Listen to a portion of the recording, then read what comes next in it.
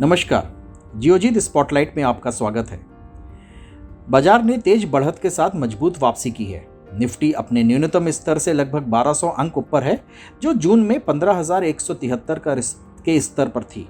अभी निफ्टी 16,400 के आसपास है और ये जून के न्यूनतम स्तर से 7.6% ऊपर है।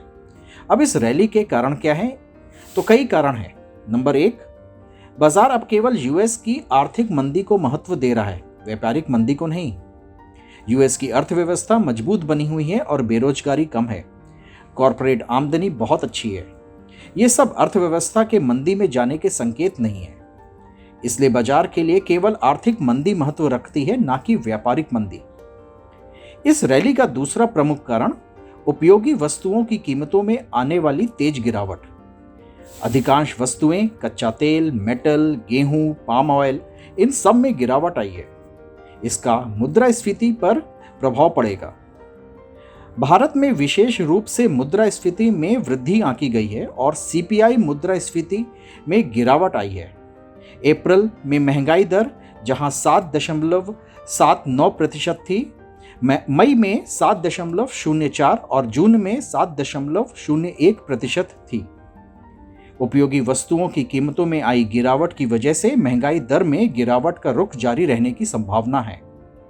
लेकिन इस तथ्य को समझना भी जरूरी है कि मुद्रास्फीति में दिसंबर 2022 तक ऊंचाई बनी रहेगी, जो कि 2023 के पहली तिमाही से नीचे आना शुरू होगी।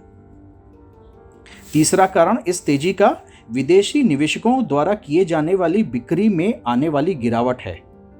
विदेशी निवेशकों ने इस साल भारी मात्रा में बिकवाली का रुख अपनाया है, जो लगभग 30 खरब डॉलर के आसपास है।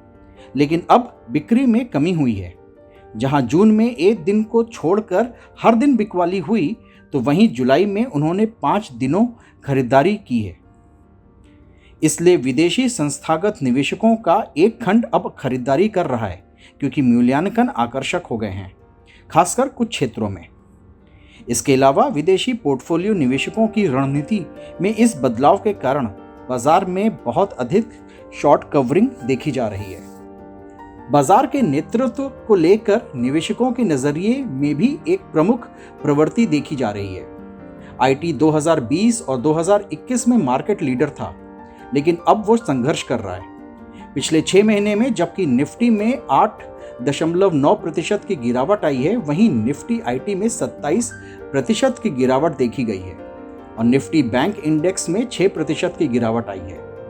वहीं पिछले 6 महीने की अवधि के दौरान एफएमसीजी इंडेक्स 11%, ऑटो इंडेक्स 7.3% ऊपर रहा है।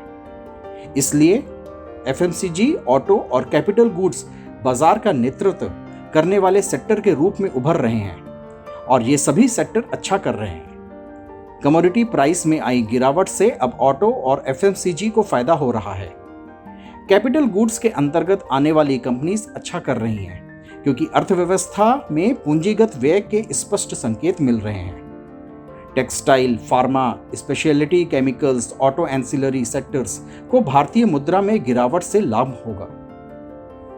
तो ये निष्कर्ष निकलता है कि बाजार में उनके हालिया सुधार के बाद विशेष रूप से आईटी और फाइनेंशियल्स, ये 2 क्षेत्र आकर्षक हो गए हैं। इसलिए इन क्षेत्रों में और गिरावट की संभावना नहीं है। Auto, FMCG, capital goods, textile, pharma के क्षेत्रों में भारतीय मुद्रा में गिरावट का फायदा होगा और इसके साथ साथ बाजार की रैली के नेतृत्व में होने वाले बदलाव भी निवेशकों के नजरिए से महत्वपूर्ण हैं।